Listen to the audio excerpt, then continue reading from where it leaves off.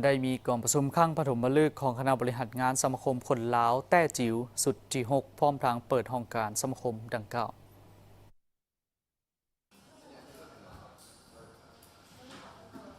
กองประชุมดังกล่าวได้จัดขึ้นในวันที่26เมษายน2025ที่ห้องการสมาคมคนลาวแต้จิ๋ว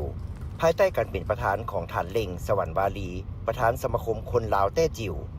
เป็นเกียรติเข้าร่วมของท่านนางฟังหงเอกอัครราชทูตจีนประจำลาว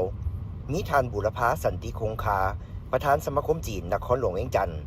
มีบรรดาผู้ต่างหน้าจากสภาการค้าจีนแขวงต่างๆประจำสาธารณรัฐประชาธิปไตยประชาชนลาว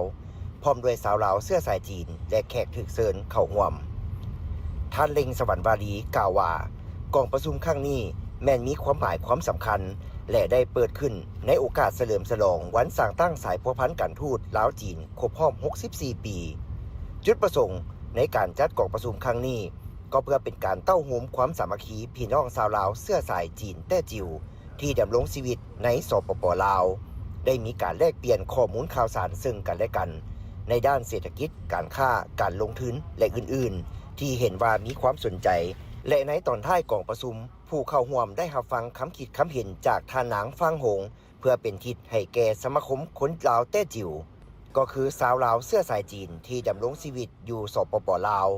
จากนั้นท่านทูตและประธานสมาคมคนลาวแต้จิ๋วพร้อมคณะได้ร่วมกันเปิดป้ายห้องการสมาคมคนลาวแต้จิ๋วหลังใหม่ซึ่งได้ย้ายมาจากสถานที่เก่าบ้านอามอนมาสถานที่ใหม่บ้านหนองเนียงเมืองไซเสถานครหลวงเวียงจันทน์